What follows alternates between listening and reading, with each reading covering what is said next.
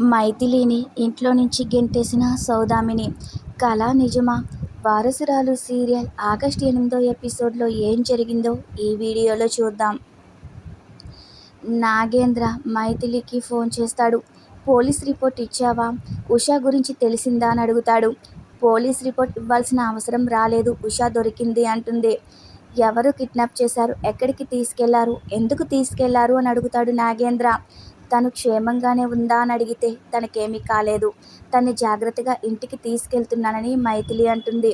అసలు ఎవరు వాళ్ళు అని అడిగితే వాళ్ళకి అవసరం ఏమొచ్చిందని అడుగుతాడు. అవన్నీ నేను తర్వాత చెబుతాను, ఇప్పుడు చెప్పే పరిస్థితుల్లో లేనని మైథిలి అంటుంది. ఉషా క్షేమంగా దొరికినా మరి నువ్వెందుకు డల్గా ఉన్నావు? నీ వాయిస్ ఎందుకు అలా ఉంది అని అంటే ఏమీ లేదు, నేను బాగానే ఉన్నాను, నేను రెస్ట్ తీసుకుని ఫోన్ చేస్తానని మైథిలి ఫోన్ పెట్టేస్తుంది. మైథిలికి ఏదో అయింది, తన గొంతు ఎందుకు అలా ఉంది అని నాగేంద్ర బాధపడుతూ ఉంటాడు. నాకు చెప్పకుండా ఏదైనా దాస్తుందా అని నాగేంద్ర అనుకుంటాడు. ఇక ఉషను తీసుకుని మైథిలి ఇంటికొచ్చేస్తుంది. ఈ ఇంట్లో నాకు ఇది చివరి రోజేమో, మెడికల్ రిపోర్ట్స్ రాగానే బావ నేనే ధరణి అని అందరికీ చెప్పేస్తానన్నాడు. ఇప్పుడేమో చందనకి కూడా నేను ధరణి అని తెలిసిపోయింది. బావ చెప్పకుండా ఆగిన చందన అందరికీ చెప్పేస్తుంది. నేను ఇంట్లో నుంచి ఇంకా ఉండను, నన్ను ఇంట్లో నుంచి అత్త గెంటేస్తుందని బాధపడుతూ ఉంటుంది. ఇకపై నీకు వైద్యం చేయించే అవకాశం నేను కోల్పోయినట్టే అని మైథిలి బాధపడుతూ ఉంటుంది. చందన చెప్పకముందే నేనే అత్తయ్యకి చెప్పేస్తాను. ఎవరో చెప్తే తెలిస్తే ఆ నిజం కన్నా నేను చెప్పితే అది అత్తని పెద్దగా బాధ పెట్టకపోవచ్చు, నేనే చెప్పేస్తానని అనుకుంటూ ఉంటే సౌదామిని వచ్చి ఏదో చెప్పాలనుకుంటున్నావు ఏంటమ్మా అని అడుగుతుంది. మైథిలి చెప్పబోతూ ఉంటే ఈ రోజేంటి త్వరగా వచ్చేశారో, ఎప్పుడూ లేటుగా వస్తారుగా అని సౌదామిని అడుగుతుంది. అయితే మైథిలి మౌనంగా ఉండటంతో నేను అడుగుతుంటే ఎక్కడో ఆలోచిస్తున్నావు, ఎందుకు త్వరగా వచ్చారో కారణం చెప్పలేదేంటి అంటుంది సౌదామిని.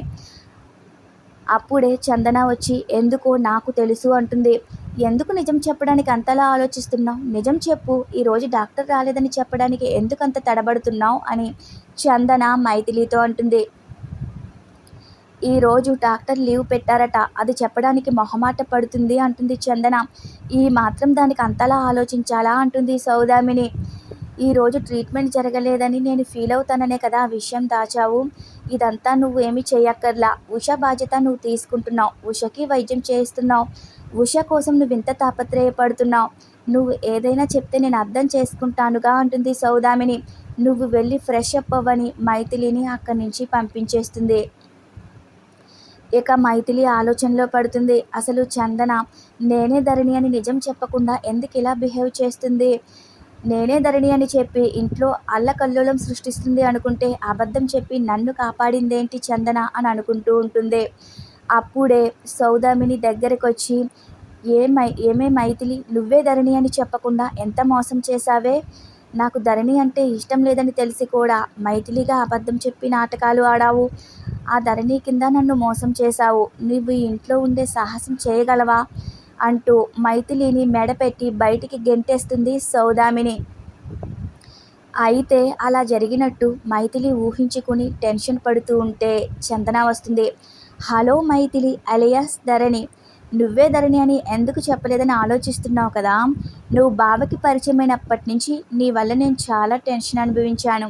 సడన్గా ఓ రోజు బావను పెళ్లి చేసుకుని వచ్చేసరికి నేను చాలా కుమిలిపోయాను. ధరణి అనే క్యారెక్టర్ హఠాత్తుగా వచ్చేసరికి నేను ఫ్రస్ట్రేషన్ అయిపోయాను. నీ వల్ల నేను ఎంత చిత్రహింసకు గురయ్యానో నీకు తెలీదు. నీ మూలంగా నేనంత టార్చర్ అనుభవించాక నిన్నంత సులువుగా నేను ఎలా వదులుతాను అనుకుంటున్నావు అంటుంది చందన. నువ్వు అంత త్వరగా నిజం చెప్పేసి తప్పించుకుని వెళ్ళిపోతే నాకు మజా ఏమొస్తుంది? నేను ఎంత టార్చర్ అనుభవించానో నువ్వు అంతే అనుభవించాలి కదా. ఈ నిజం నేను ఎప్పుడు ఎవరికి చెప్పేస్తానో అని నీలో నువ్వే టెన్షన్ పడాలి, నీలో నువ్వే మదన పడాలి, నీలో నువ్వే నాకెందుకు ఇంత నరకమని చాలా నరకం అనుభవించాలి అంటుంది. అందుకనే నేను ఇప్పట్లో చెప్పను అని చెప్తుంది. తొందరలోనే నీకు నరకం ఎలా ఉంటుందో పరిచయం చేస్తాను, చూస్తూ ఉండని చందన అక్కడి నుంచి వెళ్ళిపోతుంది. మరో సీన్లో సాకేత్ స్టాఫ్ మీటింగ్తో మాట్లాడుతూ ఉంటాడు. మైథిలికి చేసిన టెస్టులో పాజిటివ్ రిజల్ట్స్ వచ్చాయని సంతోషపడిపోతాడు. మన మెడిసిన్కి ఎలాంటి సైడ్ ఎఫెక్ట్ లేకుండా పర్ఫెక్ట్గా ఉన్నాయి, చాలా హ్యాపీగా ఉంది అంటాడు. ఇక నెక్స్ట్ ఫార్మాలిటీస్కి వెళ్ళిపోవాలి కదా అని స్టాఫ్ అంటే అవును అంటాడు. ఈ మెడికల్ రిపోర్ట్స్తో పాటు మైథిలిని కూడా హెల్త్ డిపార్ట్మెంట్ ఆఫీసర్స్ ముందు మనం ఎగ్జిబిట్ చేస్తే సరిపోతుందని సాకేత్ అంటాడు.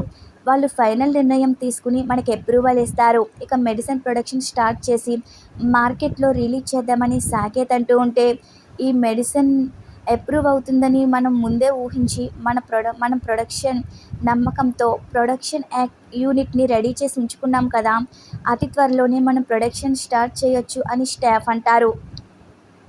మనం దీన్ని సెలబ్రేట్ చేసుకుందాం అంటాడు సాకేత్. ఇక మనసులో, మైథిలి నీ హెల్త్ రిపోర్ట్స్ వచ్చేసాయి. నేను ఎలా కావాలనుకున్నానో అలా ఉన్నాయి. మెడిసిన్ మార్కెట్లోకి అతి త్వరలోనే రాబోతుంది.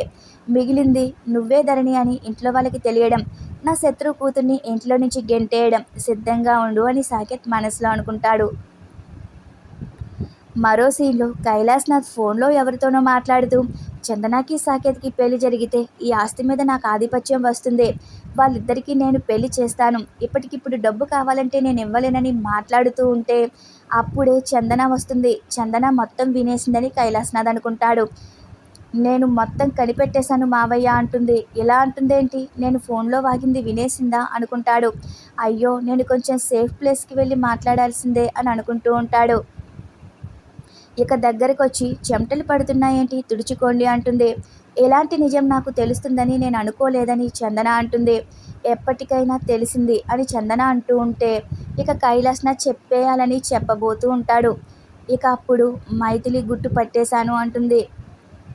నువ్వు ఇప్పటి వరకు మైథిలి గురించి మాట్లాడుతున్నావా అని కైలాస్నాథ్ అంటే అవును అంటుంది. మైథిలి వేరు, ధరణి వేరు కాదు, ఇద్దరూ ఒకటే అని చందన అంటుంది. అదేంటి, మైథిలియే ధరణి అని మనం అనుమానిస్తున్నాం, నిరూపించడానికి రుజువు లేదు కదా అని కైలాస్నాథ్ అంటే, రుజువు కావాలి అంతే కదా, చూడండి అని మైథిలి వాయిస్ ఓవర్ ఇచ్చిన వీడియో మొత్తం చూపిస్తుంది. ఇక కైలాస్నాథ్ షాక్ అవుతాడు. ఈ ధరణి మనల్ని ఎంత మోసం చేసిందా అంటాడు. తను మనల్ని కాదు, ఇంట్లో అందరినీ పిచ్చివాళ్ళని చేసింది అని చందన అంటుంది. దాన్ని బ్రతకనివ్వకూడదు, ఇప్పుడే చంపేస్తానని కైలాస్నాథ్ ఆవేశంగా వెళ్ళబోతూ ఉంటాడు. ఆవేశపడకుండే అని చందన అంటే, ఆవేశపడకుండా ఎలా ఉంటాను అంటాడు. అది ధరణి అన్న విషయం ఇన్ని రోజులు నాకు తెలీదు. ఇన్ని రోజులు మనల్ని పిచ్చోళ్ళు చేసి ఆడుకుంటున్న విషయమే నేను భరించలేకపోతున్నా. దాన్ని చంపేస్తానని కైలాస్నాథ్ వెళ్ళబోతూ ఉంటే, నేను చెప్పేది వినండి మావయ్య అంటుంది చందన.